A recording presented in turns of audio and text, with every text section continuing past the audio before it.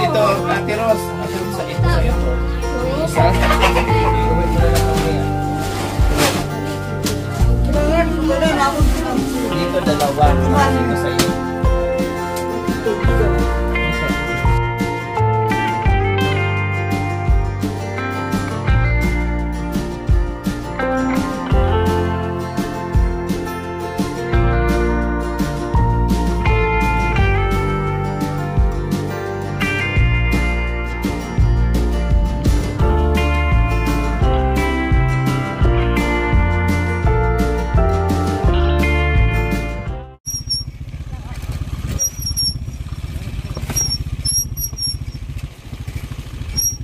Pauwi na po kami mga kabayan. Dito naman po kami sa pahirapan na daan po. At may dadaanan pa kami mga kabayan. Siyempre sayang yung oras namin, no? At nakasalubong tayo kanina. Ang daming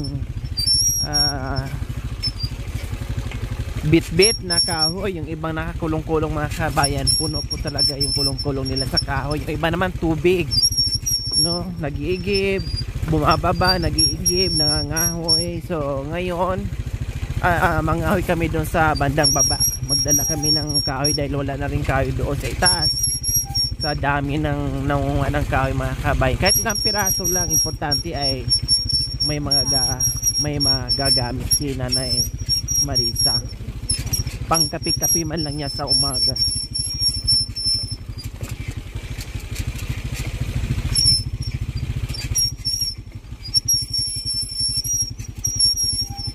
Umotot si Nanay Marisa mga kabayan.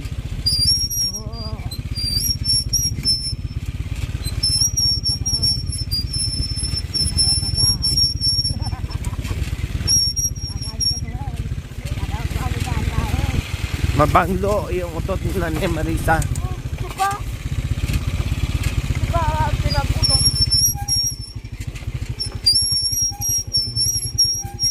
Aray ko. Nagbansit. Mabangsit.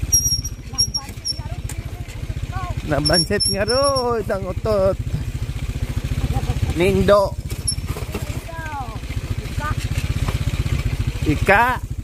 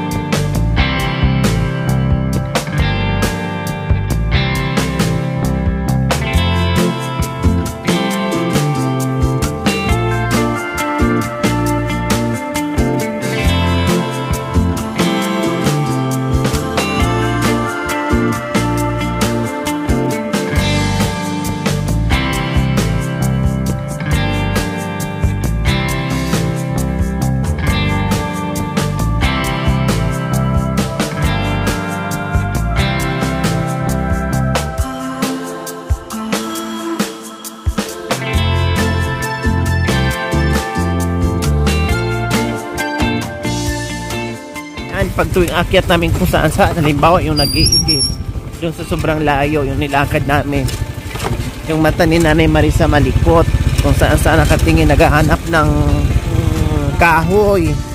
Sayang daw nung nag-iigib kami doon sa baba, gusto pa niya magbitbit ng kahoy, ang hirap na nga, naghahanap ng kahoy, nanghihinayang.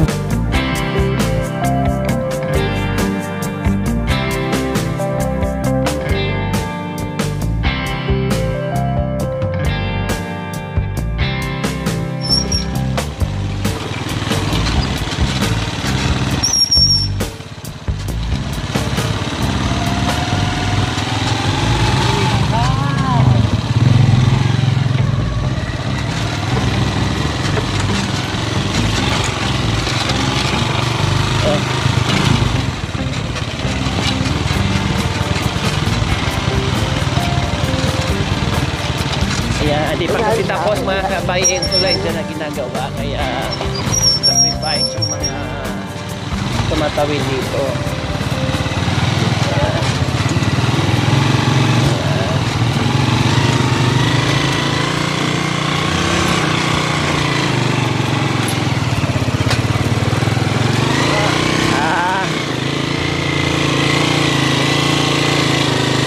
Sabi mo mahirap.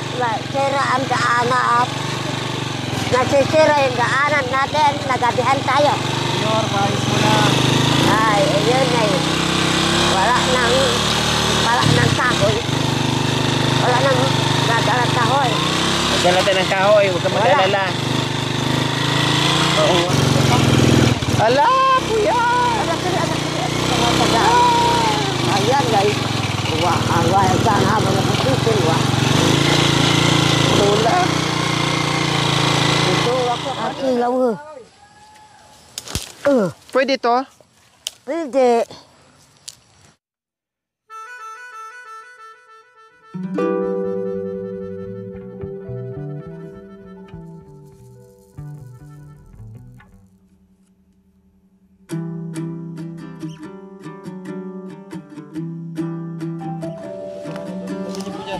Isa ako ya.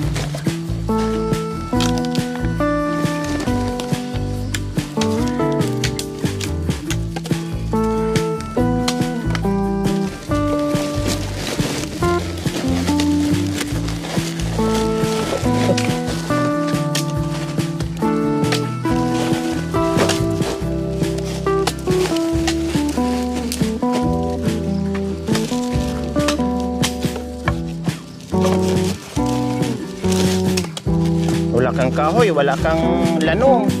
Oh my God.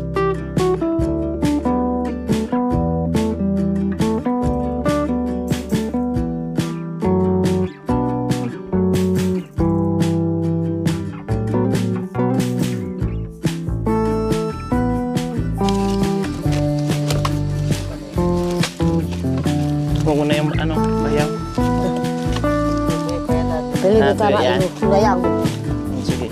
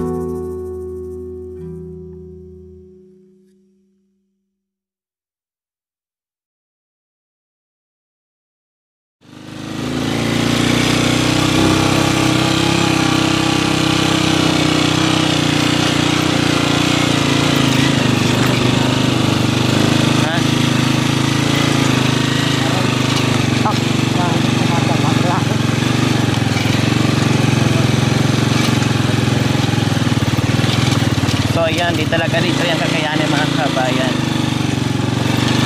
Kailangan may magtutulak at palitan, may bababa, may aakyat. Ayan, so tulak tayo. Ano, tulak kan?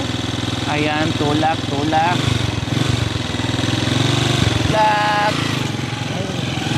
Dahil ito yung part na sobrang mahirap.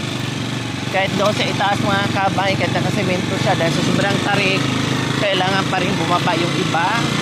Dahil hindi pa rin kakayanin kahit nakasementado siya. Napakala kasi hindi na nagawa ito. Yan. Aray. Aray. Aray ko. Ouch. Ala. Grabe.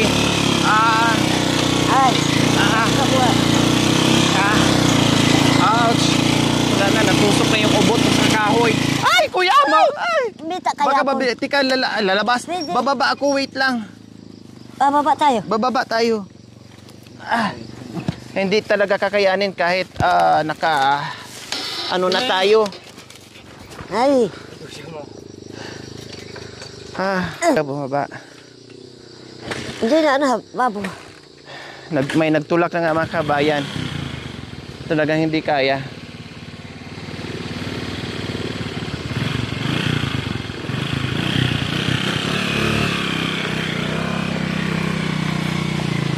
Ayan. Ganyan na, wala pang ulan yan mga kabayan. Hindi pa madulas. No, mga bato lang po yan. Pero hindi kakayanin. Lalo na pag umulan. Talagang gaanan.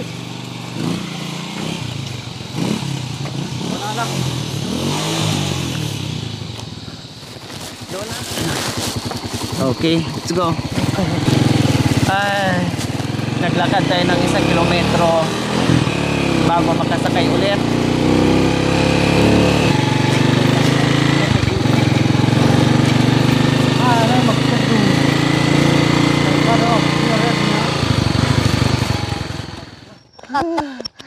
Baba ulit mga kabayan kasi semento na. Kailan nakaganyan yung daan.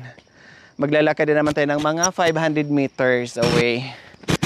Kaya okay lang. Kasi kakayanan hanggang 1/4 ng motor bumalik kasi hindi talaga kakayanin. Baka bumaliktad tayo. Sikat natin.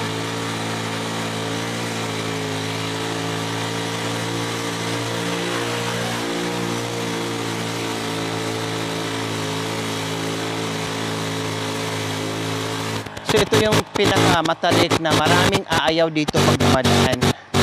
Pag hindi mo kabisado ito, huwag mo nang subukan, no?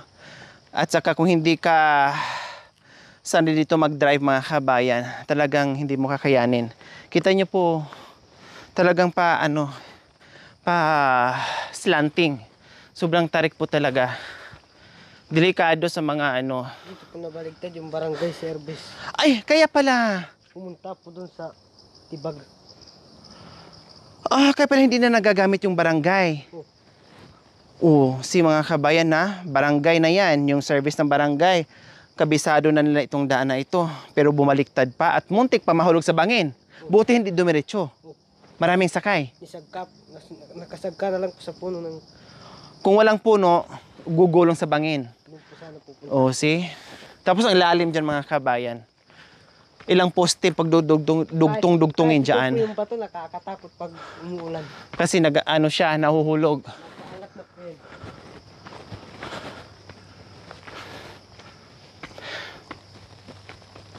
Kaya sobrang hirap talaga. Yung ginano ng bato, malis lang namin yung bato. Natibag. Nandito na kami sa kabundukan ng karoonan ng Katutubo.